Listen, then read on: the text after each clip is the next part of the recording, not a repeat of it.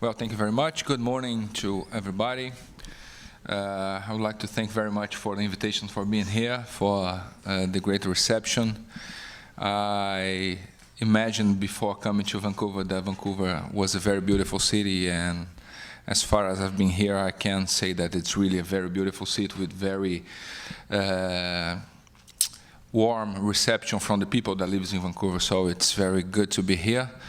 I want also to apologize for my English. I hope you can understand me. My English in the morning is terrible.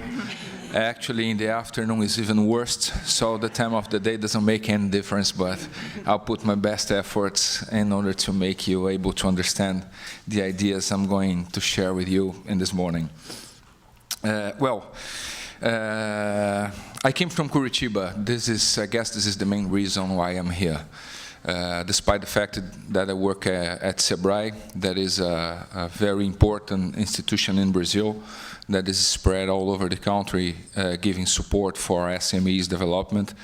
We've been doing this job for 40 years now, and we've helped millions of small and medium enterprises in Brazil over this time.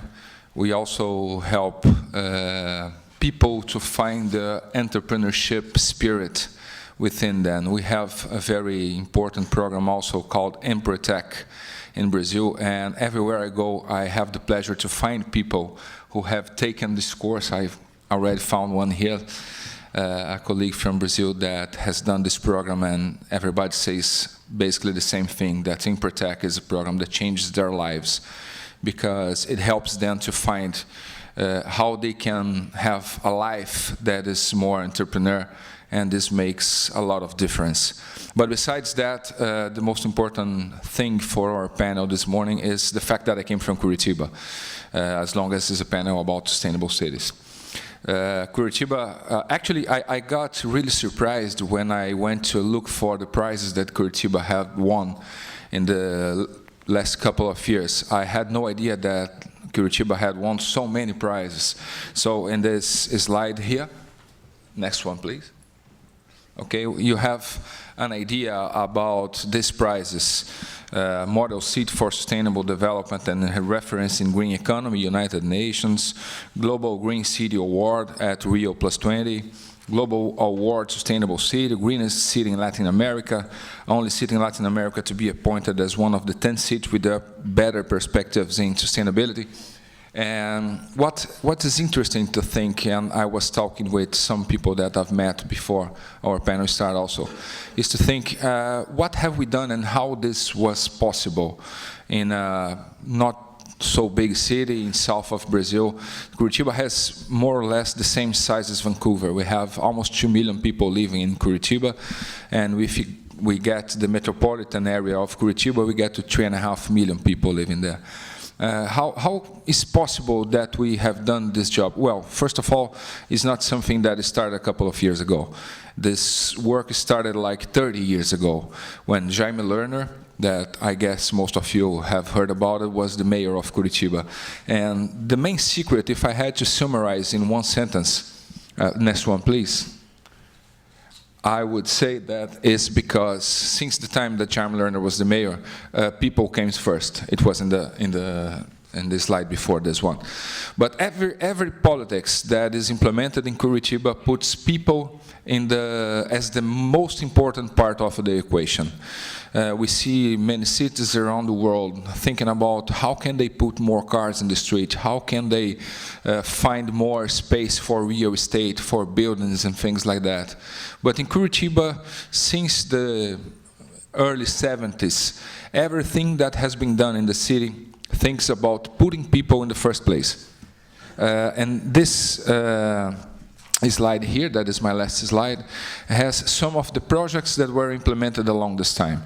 So I guess many of you have heard about the BRT transportation system in Curitiba. That is the system that transports people in buses that roads on their own roads, exclusive ways for buses, that nowadays is used in more than 8 cities around the world. It's a system that transports more or less the same amount of people as the subway usually does, but costs 10% of what an implementation of a subway costs.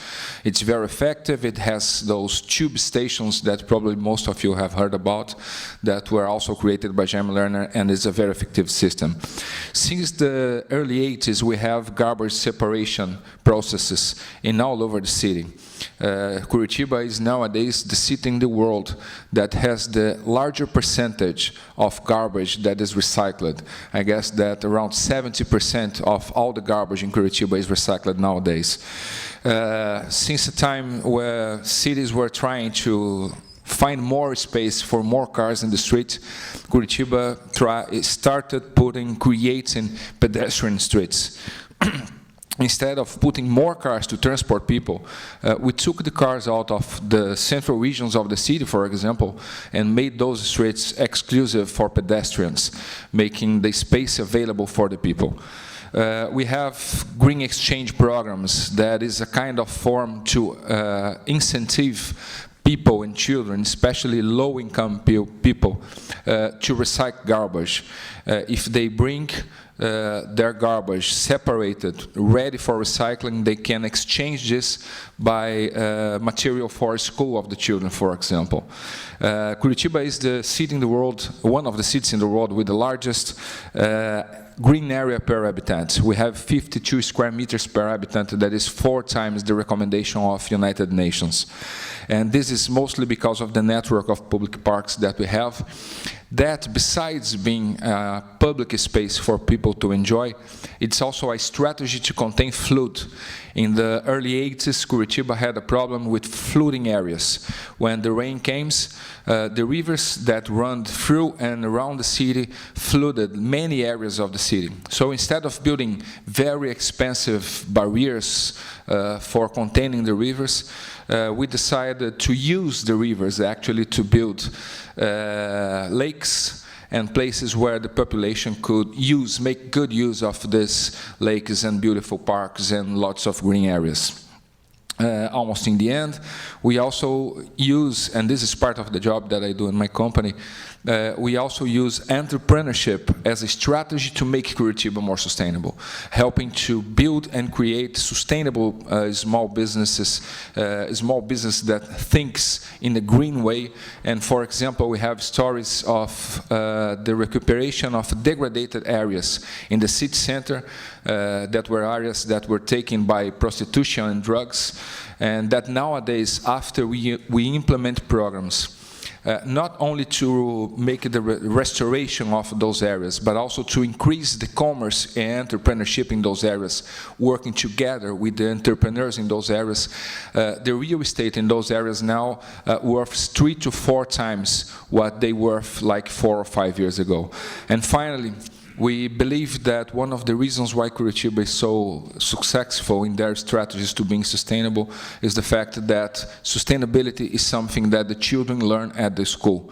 The children effectively teach their fathers, their parents, how to be green, how to be sustainable. I have personal stories about that. Like, for example, one day, I have a 10-year-old son. One day I was in the street with him. We got some candies after lunch in a restaurant, and like distracted, I put a candy in my mouth and I dropped the paper on the street. He fighted very hard with me. What are you doing, Dad? You cannot do that. Go there and get the paper from the floor.